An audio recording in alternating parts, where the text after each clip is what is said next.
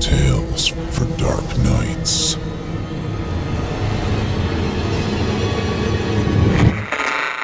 Want to make sure you never miss a Chilling Tales for Dark Nights video again?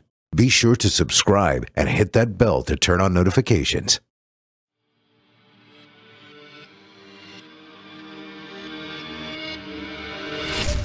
Welcome, dear listener, to Fear from the Heartland.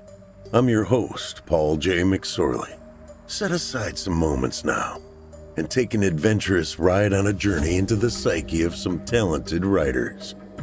They will dig into your being and titillate you. Oh, I love that word, titillate. While the stories may not all take place in the Heartland, I am delivering them to you from the Heartland. My intention is to strike fear and confusion into the mind, soul, and yes, the heart. This is Fear from the Heartland.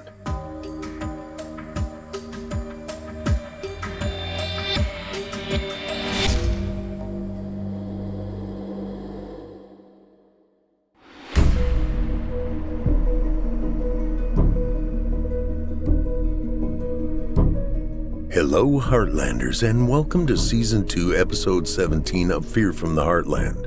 I'm your host, Paul J. McSorley. You're listening to the standard edition of this program. If you'd like to show your support and enjoy ad-free versions of this and all our other episodes, as well as hundreds of tales from our audio archives dating back to 2012, visit simplyscarypodcast.com and click Patrons in the upper menu to sign up today to get instant access from our friends at Chilling Tales for Dark Nights. Thank you for your support. I'm somewhat of a goof, a cornball, wifey's term, not mine, and I'm cool with it. Here's one you can use in a group setting or with another individual to get a snicker, sometimes even a chortle. It works well when you have to leave someone or someone's and will return momentarily, like when nature calls and relief is desired. Use your best Terminator voice. Channel your inner Arnold and say, "You be Beethoven, I'll be Bach." Ouch! Segue, you ask? Tonight's story centers on a woman who comes Bach, and she really shouldn't. Or should she? Eli Pope will explain. Let's get after it. A man with the world on his shoulders is in desperate need of a good paycheck to help him out of a deep jam he dug himself into. A great paying job falls into his lap, and all he must do is drive from point A to point B in a couple of days. The hitch is, he only has one passenger with him. The cadaver of a possible murder victim 17 years ago, and an escort of 2 cops in an Impala traveling behind him. What could happen? Answer: the only damn thing he couldn't have seen coming. Come along for the ride of a lifetime with the wheelman named Jake.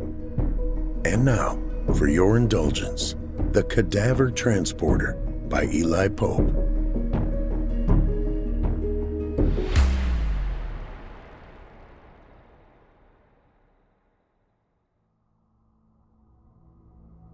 Ghost from the Past.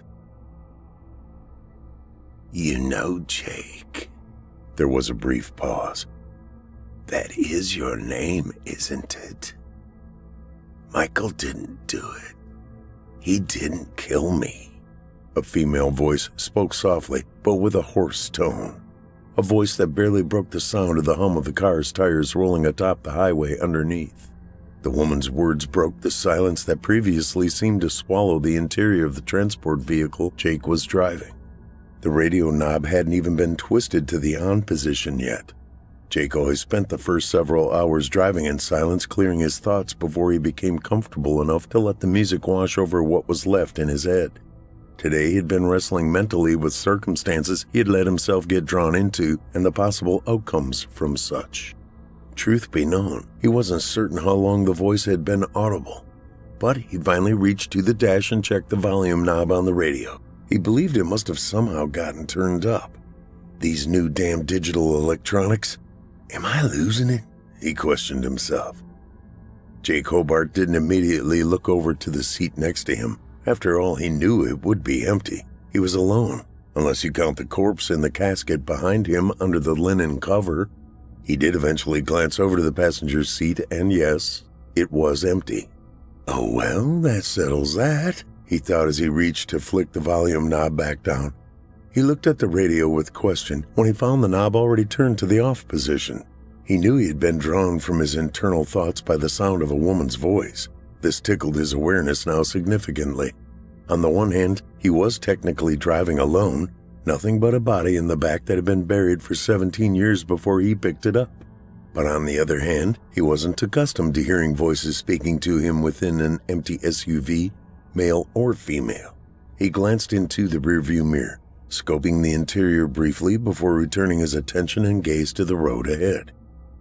He had been driving without rest for several hours now, having left New Braunfels, Texas, southwest of Austin. That was where the body behind him inside the sealed casket had been previously interred. There hadn't been much there, really. Typical Texas town in the middle of nowhere. The trip hauling the cargo would take him through Louisiana, Mississippi, Alabama, and Georgia, before finally arriving in Charleston, South Carolina, to deliver the body of a deceased woman to the morgue. He had heard another autopsy was ordered to be performed, but that wasn't any of his concern. His job was to deliver the package safely and without incident. He didn't really care about anything other than collecting the money at the end of the contract. He had hoped they would be done quickly and contract him for the return trip. The money was good, and it was easy. Money was what he needed. The time to plan his future was a welcome bonus. He relished the alone time to sort things out. Jake's eyes began feeling on the heavy side now, but he knew his drive wasn't over for the day yet. It wasn't up to him when or where to stop for breaks or hotels to sleep. He was merely the wheelman, nothing more, driving the vehicle that held the freshly exhumed casket and body of Caitlyn Cameron, a woman possibly murdered 17 years ago. The television news had been mentioning a novelist who was now on trial for the murder of another woman who was his current wife. She had died in a very similar way, found at the bottom of stairs in a pool of blood inside their home. Unfortunate for both the women and now the author. The unmarked GMC's side windows were tinted dark, and the paint was silver instead of the usual black. The South Carolina DA didn't want the hauling vehicle to look anything like an agent's vehicle. No government plates either. He didn't want any attention drawn to it.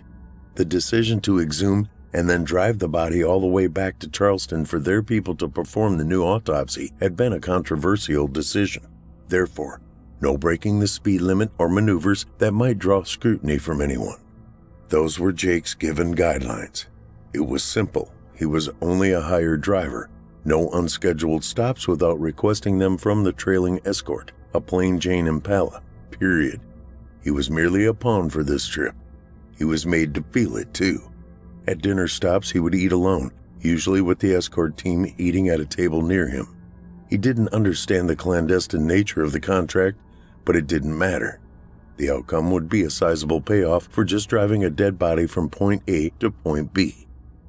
Jake, of course, had been watching the news beforehand and seen the headlines in the Charleston area. He was just like everyone else who lived there. Who hadn't? It was the hot topic in town again. The preparation for the somewhat famous author's murder trial had been the top story now for over a year and a half. The murder of his wife Claire in the hallway at the foot of the stairwell.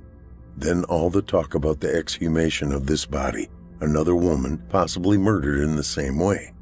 This deceased female now behind him and the DA's plans to re-examine her remains were mentioned 6 months ago and had been the root of squabbles between the district attorney and the defense's team. Of course, battles between the two over every aspect of the upcoming trial were a regular news event ever since Michael Carrington had been arrested. His thriller crime genre series, The Mike Mulder Chronicles, Murder at the Stairwell, Book 4 of his series of 12 others, was written 6 years earlier and held some plot circumstances. That fact drew close scrutiny into his possible involvement in his wife's death. Some of those same similar aspects of his book and the murder in it were also closely matched to Caitlyn Cameron's death 17 years earlier. Had he used the same crime twice and foolish enough to put it in a book? Jake had settled back into mulling thoughts over in his head and listening to the quiet volume of the radio when again came a low, raspy voice of a woman. It cracked in a broken voice, spoken in a tone as if kept silent for years. Like I was saying, Michael didn't kill me, Jake. I would know if he had. Now, those bastards are going to carve me up again for no valid reason, just to try to pin my death on him. He didn't do it. But at least I'm out.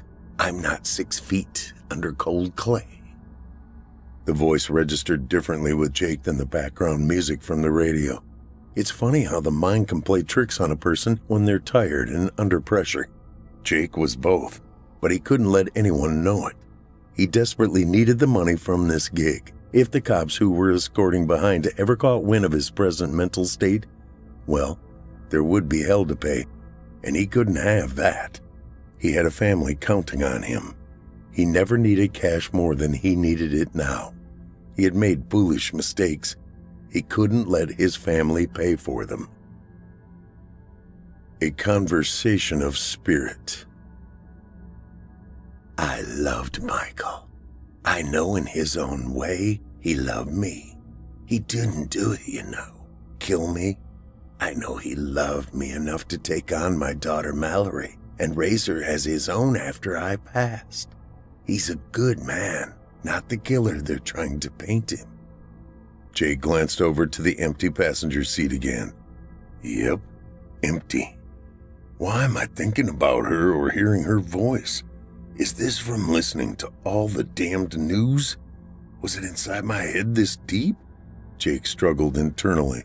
Get out of my head, lady, he hollered as he glimpsed back at the covered coffin. I don't need this shit. My plate's already full. You hear me because I needed someone to talk to. 17 years of being silent.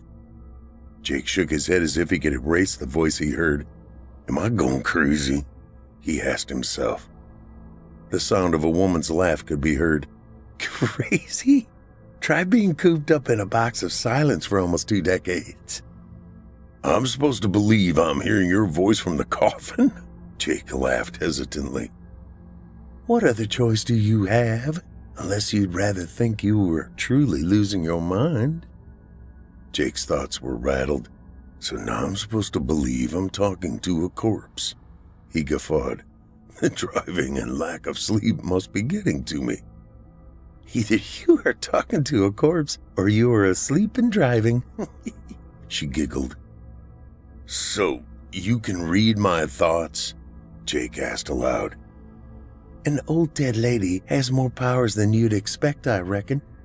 She replied. Do you mind if I sit up there with you? It's been lonely in here. Jake looked over again to the still empty seat. Do I have a choice? I'm giving you one, Jake. You'll have to forgive me, ma'am. I'm not used to conversing with someone who's been dead for 17 years. I guess I don't exactly know the proper protocol. I guess I do have a question. No, Jake, I won't appear in my mummified state. I don't want you to crash and kill me again, now that I've somewhat broken free.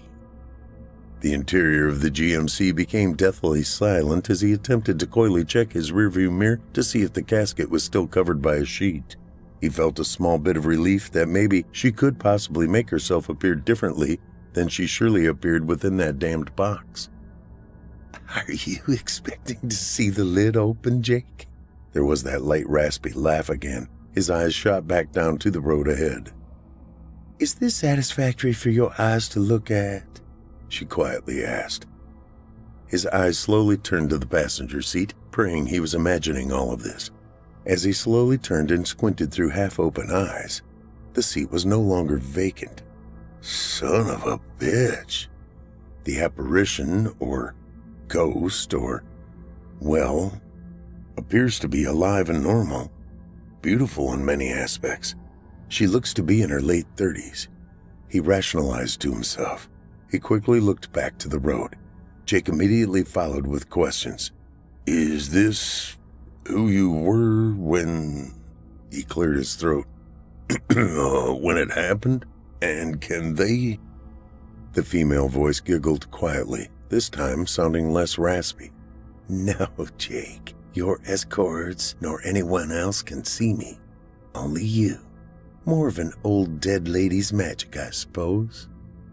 So what do I call you? Mrs. Cameron or... Jake asked. Oh, Jake. We have a lot of miles to share together. We don't need to be so formal, do we? Just call me Caitlyn. That's the name I miss hearing a lot. Jake heard sniffles and started to turn to look at the ghost of Caitlyn in the passenger seat, but his radio suddenly went off. It scared the shit out of him, making him jump.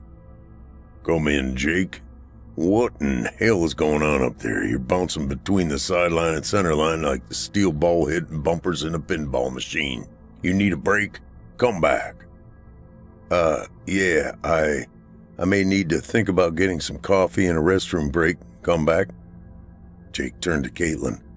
I'm not sure if I'm falling asleep and daydreaming you and this or... Oh, I'm here, Jake, I assure you.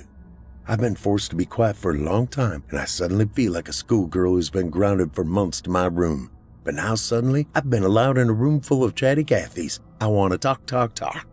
Caitlyn looked at Jake as her smile changed to a tear appearing to attempt to peek its wetness from eyes that no longer contained any moisture. I won't go back yet. Not to that cold and cramped box. The sound of cries began, but then were immediately cut off by her own words. It was made with beautiful white satin, as if it would be a comfortable place to spend an eternity nestled into. But it isn't. And I won't go back. Not yet, and maybe never. I need to talk. I need to feel real again. I want to experience the softness of a touch. Her hand began to reach toward the steering wheel, where Jake's hand grasped it tightly. I'm not going anywhere, Caitlyn. I'll be back. It's just a break and a chance for the escorts to make sure I'm good to drive. Believe it or not, you are a very protected body. I'll be back. Caitlyn's hand withdrew before contacting Jake's. I'll be with you, Jake. I'm not going back in the box. Not yet. And I'm not letting you out of my presence. Jake felt a brief chill. He wasn't certain if it were from her words or her near touch, but he felt it. No one will. We'll see you, though, right? No one, Caitlyn replied. A break to refocus. The GMC took the next exit and turned east towards the truck stop before rolling in and parking up front. Jake had been directed to always park within view of his vehicle and its cargo. The contents were very important to the Charleston, South Carolina DA and couldn't be tainted in any way. While Jake wasn't an extraordinary wheelman of any kind, he did listen and follow instruction well. He was dependable. He needed to complete this job and get paid. Jake sat drinking his large coffee, scanning through his phone as the two officers sat at the table directly behind him. Jake looked up from his plate of food and choked, coughing and spitting a bit of his sandwich out onto the table. Caitlyn smiled as Jake's eyes widened. Her sudden appearance seemed to have shocked him. No, Jake, they can't see or hear me. Only you can. It's okay, I promise. Just don't verbalize your answers out loud or visually respond to me. Remember, I can hear your thoughts. Jake felt very uneasy. Feeling as if he were on stage and out in the wide open made him very uncomfortable. He just knew everyone in the diner could see some form of oddity or guilt written across his face. Please, Caitlyn, just make it where I can't see you. The officers are going to know something is up with me. I can't afford to be removed from this job. I need the money, Caitlyn. I knew something was up with you. What kind of trouble are you in? She replied. Jake nodded his head in affirmation, but attempted not to mentally explain. We can do this later, he thought internally as an attempt to explain himself. He lifted his cup of coffee and then gulped. Would you like a refill? The waitress asked. I asked you not to talk. Jake snapped out loud before realizing it was the waitress and not Caitlyn talking to him. He looked up. I'm so sorry, ma'am. It's been a long day of travel and, fight with my wife on my phone just minutes ago. I didn't mean to bark at you. She filled his cup and smiled. It's okay, sir. I hope your day improves. Bill, one of the officers who had been riding in the escort vehicle, put his arm on the seat back and pulled himself around so he could see Jake after the waitress walked away. What the fuck was that about? Are you okay? He asked. Jake turned slightly and answered, I'm fine. Just give me a few more minutes to drink my cup of coffee down and I'll be fine. Small tiff with the wife on the phone. I'll get back to listening to some country music and be fine. He laughed. That fixes everything, you know? Well, hang in there, sport. We're stopping for the night in Gulfport. Rick, the other officer, told him. Just down the road a bit, not too far, and we can close this little part of the journey off for the night. Thank you, sir. Sounds perfect. I'm ready to go after a quick stop in the restroom. Back on the road. Are you still here? Jake asked as he backed out of the parking space, waiting for his escort to pull in behind him. There was no immediate answer. He glanced into the rearview mirror toward the casket. I knew the pressure was getting to me. I'm going crazy. Talking to dead people. He guffawed. Jake turned onto the highway ramp and tried to explain away the last hour of conversation he had shared with someone deceased and buried in Texas soil for the last 17 years. Why did I agree to this? He thought to himself. I'd say it was predestined. Caitlyn spoke and then smiled. Jake flinched in his seat. Sorry to say, but I was almost hoping you'd decided to stay at the truck stop. I have my limitations, Jake. I don't know if that is even possible. I may be somewhat tied to the box, like a ball and chain is for a convict. I'm not alive and able to make all of my own choices. There seem to be limitations.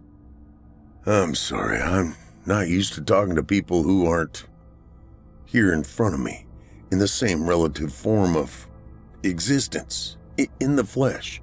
Jake's hands gripped the steering wheel tightly, his forearms clenched with frustration of his circumstance. I don't know what the hell. I'm sorry. That was a bit of a rude thing for me to say. Caitlyn's hand moved slowly once more toward Jake's. He felt the chill become colder the closer her hand moved to his. Will I be able to feel her skin? Will it be solid or a mist? These thoughts raced through his mind as he kept his eyes on the road ahead. He kept watch, though, from the corner of his eye on Caitlyn's fingers as they drew closer. His heart raced, pounding deeper within and full of resounding booms. He also felt a queasy pulsating inside his stomach. His breaths became quicker, and his hearing seemed more intent to every sound around him. The white lane markers blurred from separate painted stripes into one continuous line as the GMC forged forward at highway speed into the beginning sunset of the evening.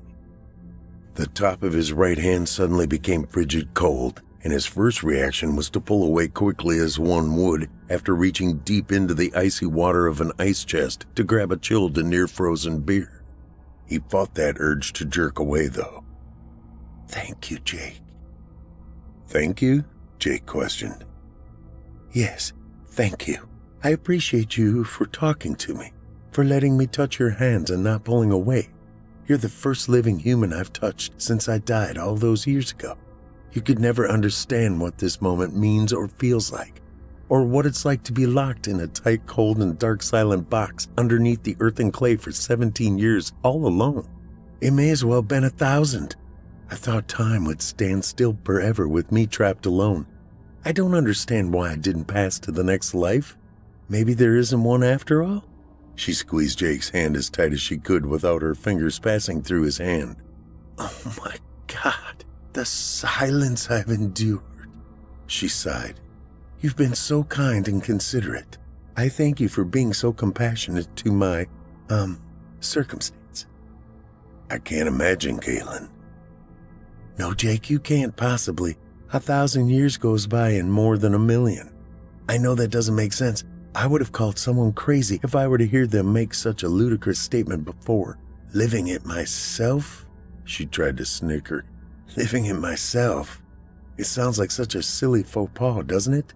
It's been anything but living, Jake. I feel like a criminal locked away from humanity for something horrible I've done. Only, I haven't done anything to deserve this punishment I've been condemned to. I'm only guilty of possessing a body that gave out on me. An aneurysm. That's what it was, Jake. It wasn't Michael. Michael was sweet and caring with me. Me and my daughter. She began to whimper. My daughter, Mallory. Oh, how I long to see what she's become, what she looks like, her likes and loves, her disappointments and her accomplishments. I'd give anything. She sniffled. Her cold hand reached over again and grasped Jake's. I'd give everything. Jake glanced over to see Caitlyn's sadness spread across her face. He noticed a distinct tiredness in her face, and while he tried to understand what she was explaining, there was, of course, no way to entirely comprehend her pain and anguish. He did, however, suddenly see a deep beauty within her. Soul or self, whatever one could call her, there was really no way to place a name on the entity that sat in the seat beside him. She was a shell, a beautiful shell of a life that ended without accomplishing the things she should have been allowed to see to their end. Watch her daughter grow into a woman, enjoy a grandchild, one more sunset or sunrise with a new love. He was able to begin feeling her pain and sorrows a little more clearly. She made him realize the importance of his family in this moment. She glanced over, and their eyes met briefly before he needed to return his view back to the road in front of them. Thank you, Caitlyn. He spoke as his eyes remained straight ahead, never veering his glance as he continued.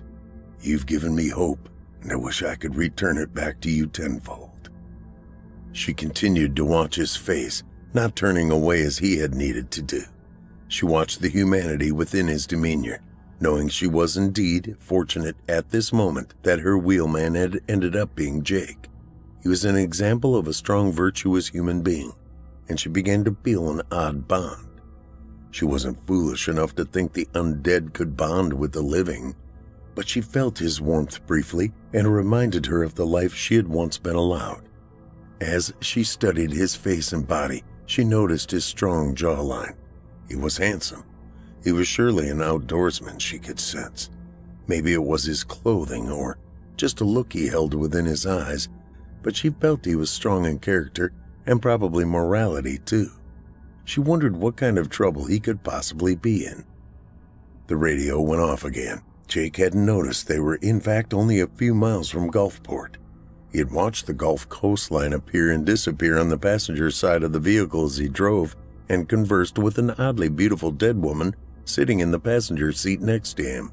He was paying attention to driving without truly paying attention. He was surprised the radio hadn't gone off sooner from more erratic driving as he reached and picked it up. This is Jake, go ahead. Jake, Rick here. The Marriott Courtyard is up ahead. We're checking in there for the night. You got room 110A.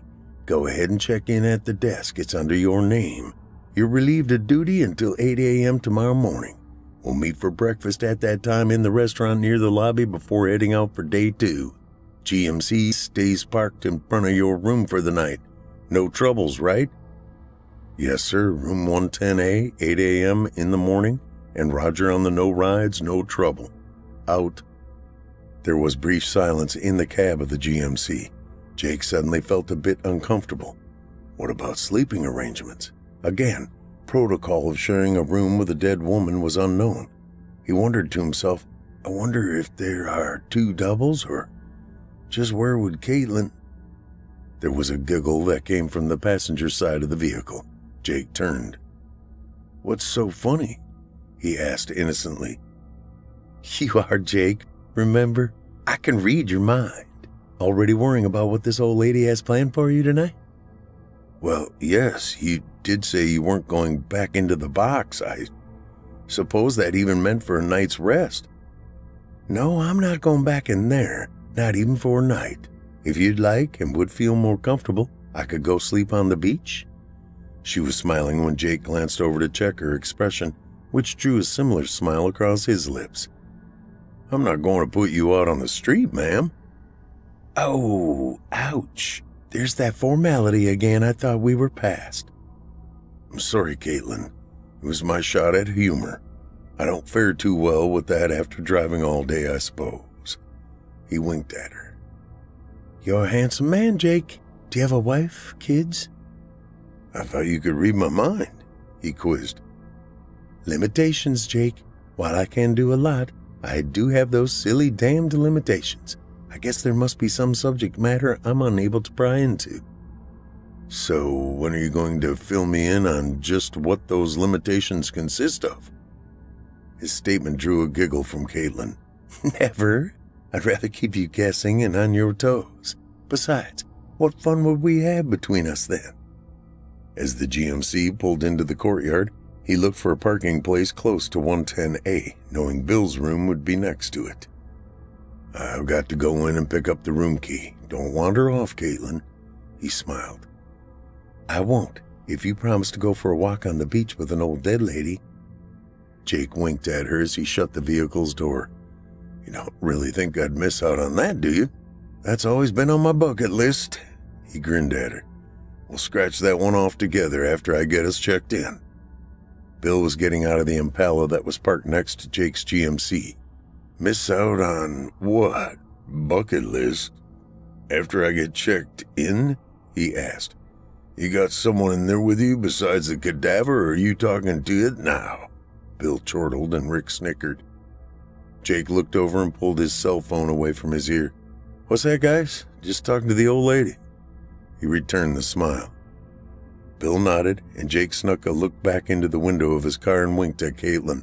He then thought to himself, I couldn't make this crazy shit up.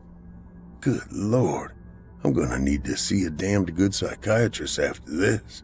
He heard a woman's loud laughter within the GMC's compartment as he headed for the lobby door.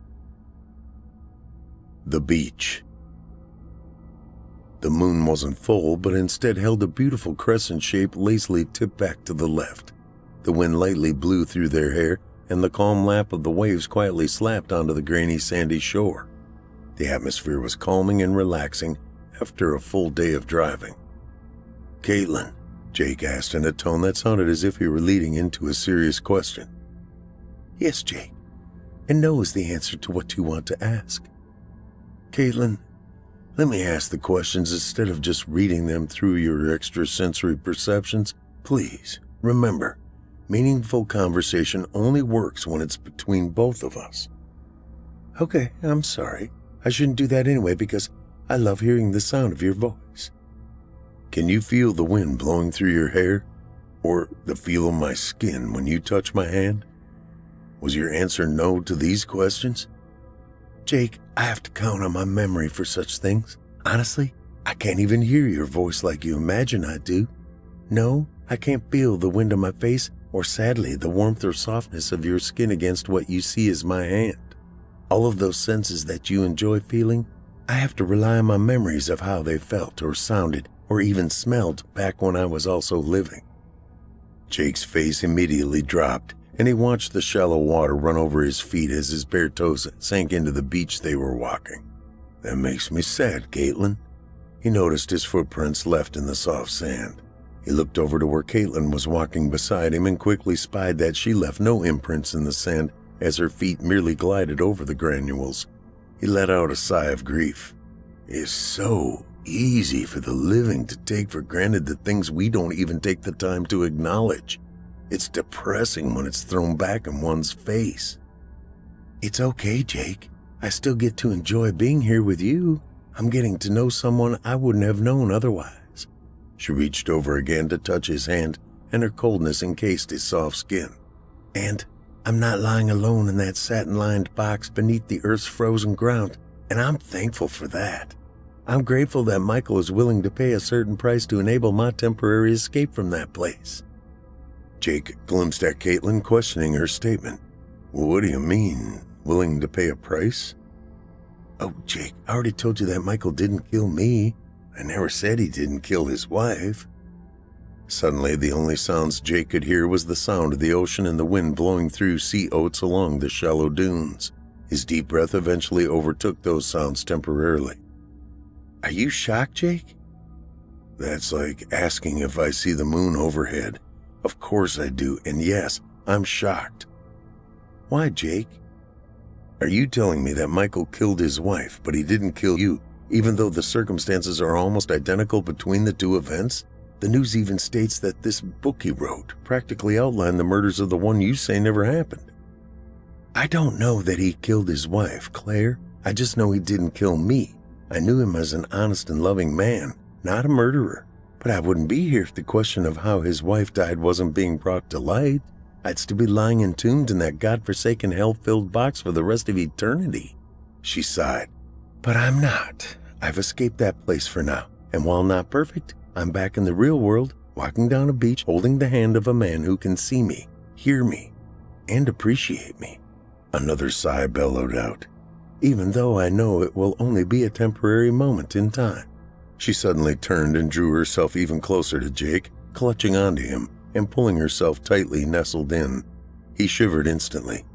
And I can't even cry a single goddamn tear or feel the heat of your body and soul. Her body suddenly heaved. It's not fair. I just want my life back. I just want to feel something other than the cold and hollowness of death. I want to experience warmth and love so I can remember what it's like before... She made the sound of crying, but tears failed to be shed. Before I'm forced back into that satin-lined wooden box and buried again deep in the dark, cold Texas clay. Forever. Caitlyn's head dropped and she let go of Jake, wilting like a dried flower drifting to the sandy ground. I know I'll never get the chance to be let back out after they get their answers. I'll be forgotten again. She sniffed. Are you okay? I'm sorry, Caitlyn. He knelt and put his hand on her shoulder and lightly squeezed. He remembered she had just told him she couldn't feel such a touch in the way he could. His hand grew colder before he leaned toward her ear and whispered, Caitlyn, my wish is that you can remember how the light touch and squeeze on your shoulder feels from someone, a man, who is feeling something he didn't ever expect to experience, if that makes sense. Her eyes lifted, and even though she had been crying with desperation, her face was totally dry with no visible evidence of what should be wet-soaked pain. I appreciate that, Jake. I believe you, and if I could, I would love you for it. The room. The two lay together on the bed, lights dim in the room. Jake was much too wired to be able to close his eyes and fall asleep. He tried not to think thoughts like, my God, I'm lying beside a woman who's been dead for 17 years and I'm okay with it. Caitlyn laid quietly near the edge of the bed, trying not to be so close as to give Jake a chill. She also fought the urge to listen in on his internal thoughts. She attempted her best to give him space. She made a promise to herself to give him his privacy for the night. Jake quietly weighed in on his own personal trials he was up against, his life compared to the circumstances of Caitlyn's. When thinking of what she was facing in her future compared to what he faced, he began to put values in line with where he thought they should be. He was certainly not always a person of nobility in the way he had conducted his life. He had done things the best way he could to take care of his family.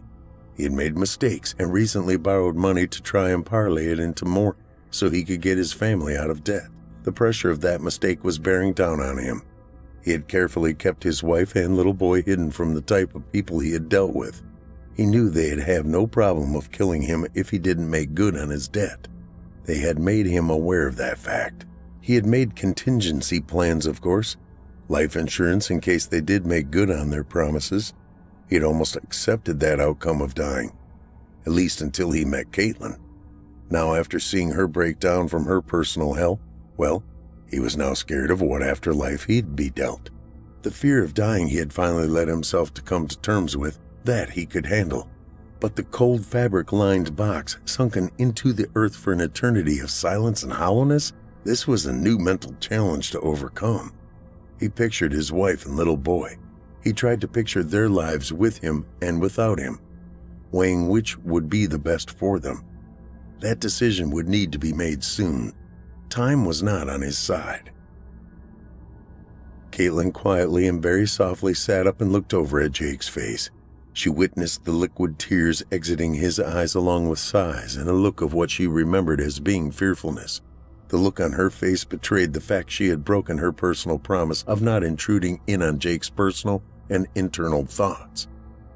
Caitlyn's eyes obviously spoke of the pain she felt for Jake as she became aware of the struggles he was dealing with. She knew one thing after quietly observing Jake's thoughts and fears of his family's fate.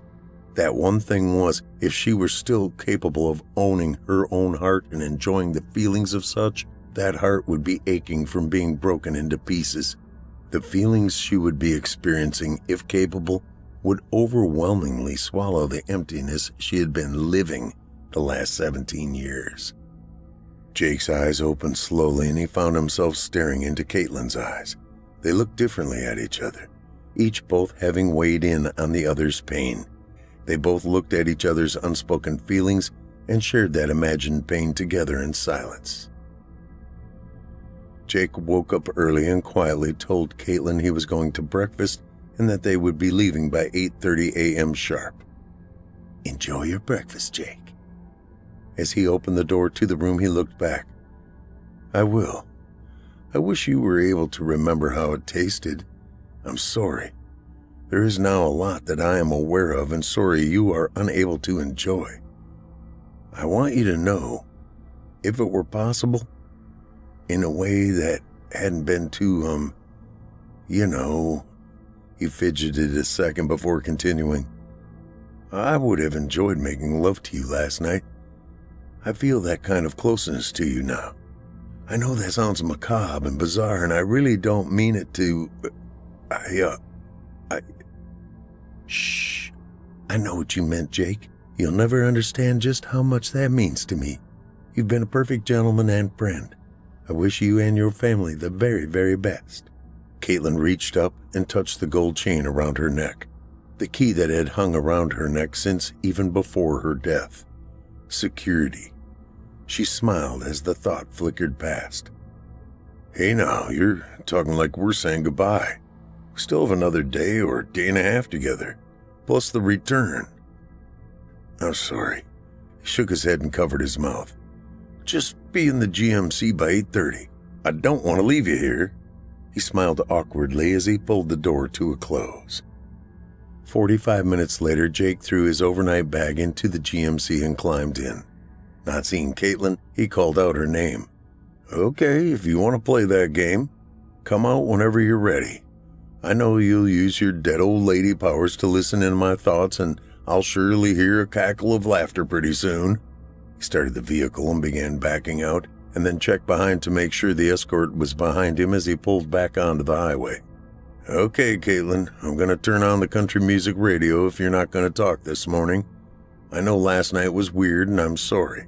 I'll be more normal today, I promise," he said as he smiled and reached up to the radio, expecting his passenger seat to again gain a passenger once the music started.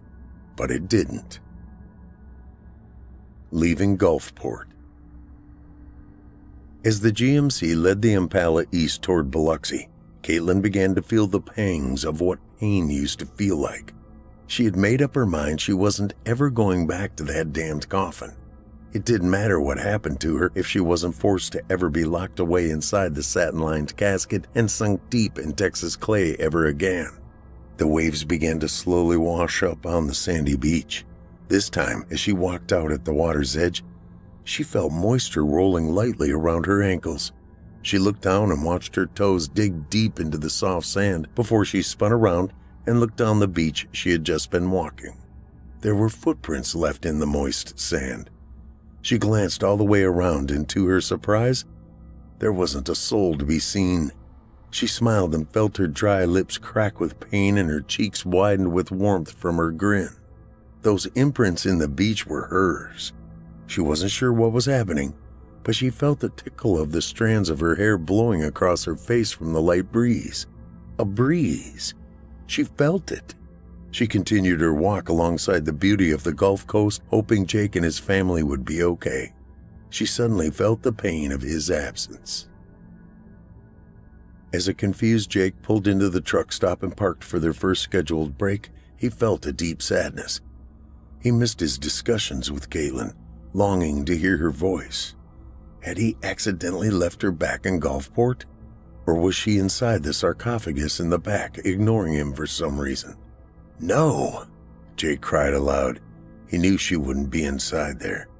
"Caitlyn, come out. Come talk to me, damn it!" He twisted his body around to survey the surroundings of the GMC's interior. That's when he saw the flash of white on the floor. He turned back and spied a folded-up piece of paper on the floorboard of Caitlyn's side of the seat. He leaned forward, stretching to grasp it. It felt oddly heavy. A quick, loud series of taps on his window just about scared the crap out of him. He quickly cupped the folded paper as he reached with his left hand and pushed the power window button down. "Yeah? What's up?" "I was just about to ask you the same. We don't have but about 15 minutes here, so I'd hurry about your business with the bathroom and drink. You need fuel?" Yeah, I'm sure I do. Let me hit the pisser and grab a couple of energy drinks for the road, and then I'll pull over to the pump." "Don't fuck around too long. They want us there early, if possible, Jake." "Sure thing, Bill." Jake rolled the window up and slid the thick paper into his right pocket as he climbed out of the car. He'd look at it later. Before he climbed back into the driver's seat after placing the gas handle back into the pump, Jake scanned the view of the Gulf Coast that lay out in front of him. Thoughts of his walk last night with Caitlyn jumbled through his mind before it then traced back to the situation he was facing personally about money and his family. He shook his head and started the engine, then pulled slowly out of the gas station and onto the highway. He told himself things would work out. They always did. His life had been that way lately. He had found his place, and he didn't want to give it up unless he had to. He knew he would, if there were no other way, as a last resort. Self-sacrifice would always be an option. He pictured his sweetheart's blue eyes and the smile on his baby boy's face. He knew he'd be able to do whatever he had to take care of them. Jake mashed the gas pedal as they hit the open road, the adrenaline kicking in from the first energy drink he gulped. He glanced over to the empty passenger seat and felt confused. "I hadn't said something that would run her off, had I?" he thought to himself. I mean, it had been weird. I'd even told her I'd have made love to her if it had been possible. He really wanted to give Caitlyn pleasant memories to carry her through the next cold, dark eternity she surely faced after returning to New Braunfels. How horrible to be scrutinized under bright lights by strangers devoid of feelings for your previous life. Cameras rolling as they pulled skin back and examined trauma and abrasions on one's naked body. Then to be put back in a tomb to be sealed again forever in the cold ground afterwards. He would have given her whatever good memories he could have. He knew that. He didn't understand why she wasn't still with him if she could be. What had I done to drive her off, he thought. He suddenly remembered the white paper in his pocket. He leaned back, pushing his back deep into the seat. He squeezed his right hand into his jeans pocket and retrieved the folded-up packet. It felt awkward and thick. He pulled his cupped hand out, and when it was free, he held it up in front of him. With his knee against the steering wheel, he used both hands to unfold it.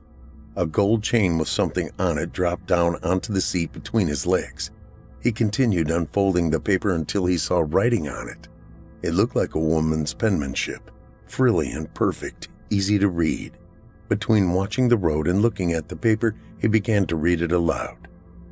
"Dearest Jake, you have no idea what you've given an old lady like me. I can't imagine another man in this world who would be so kind of man like you've been to me. You somehow have brought feelings back into an old woman's heart, given me the ability to feel love the way I once remembered it.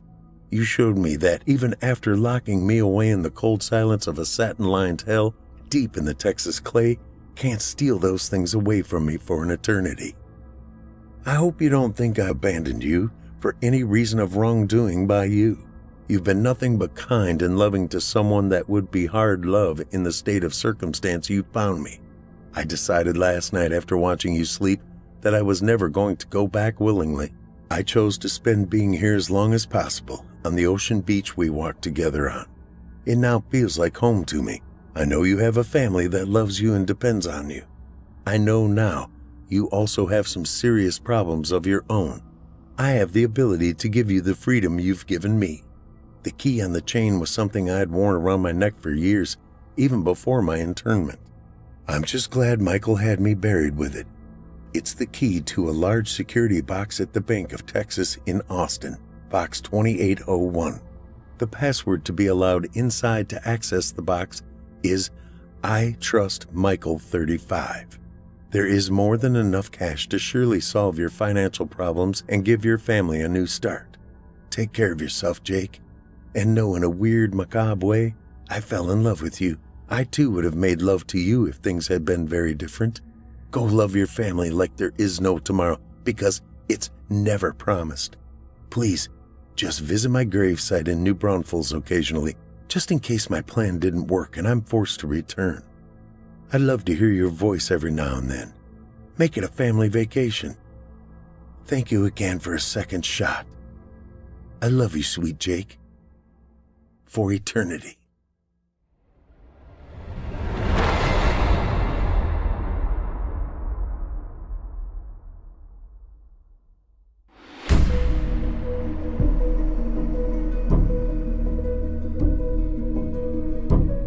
I sure hope you enjoyed tonight's tale, The Cadaver Transporter, written by Eli Pope. Eli Pope is a major writing contributor for Fear from the Heartland. Eli began his love of creating stories back in high school creative writing classes. The passion lay dormant for decades, while life took him different directions. The stories never left, and he finally succumbed to the voices in his head, telling him to put them on paper.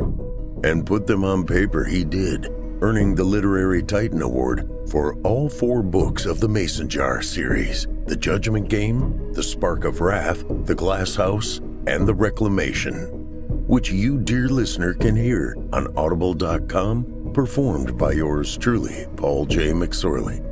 The only thing I will tell you, Billy J. Cater is a bad dude.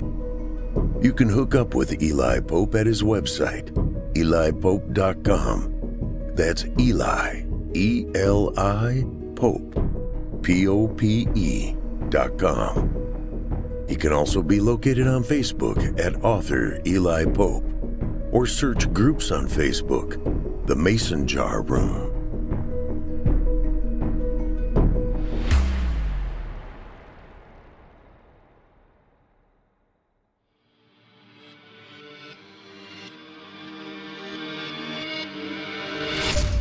If you enjoyed tonight's story, hosted by yours truly, Paul J. McSorley, you can search my name on Chilling Tales for Dark Nights on YouTube for additional previous stories. If you'd like to hear more lengthy tales, be sure to take a look at my audiobooks. Available now on audible.com, or just visit paulsbooks.net. That's paulsbooks.net. You can also find me personally on Facebook and Twitter. And with that, listeners, our weekly journey into the psyche has just about come to a close. But before we go, I'd like to take a moment to thank you for joining us for tonight's episode, and remind you to take a moment to stop by our iTunes page and leave Chilling Tales for Dark Nights a 5-star review and a kind word. And follow us on Facebook, Twitter, and Instagram if you haven't already. And of course, subscribe to us on YouTube, where you can find an archive of our work going back to 2012. And consider signing up as a patron at our website, chillingtalesfordarknights.com, to show your support and get all of our content ad-free. I'm your host for Fear from the Heartland, Paul J. McSorley. I've enjoyed the titillation tonight. Ooh, there's that word again. Thank you for joining me. Hope to see you again next week at Fear from the Heartland.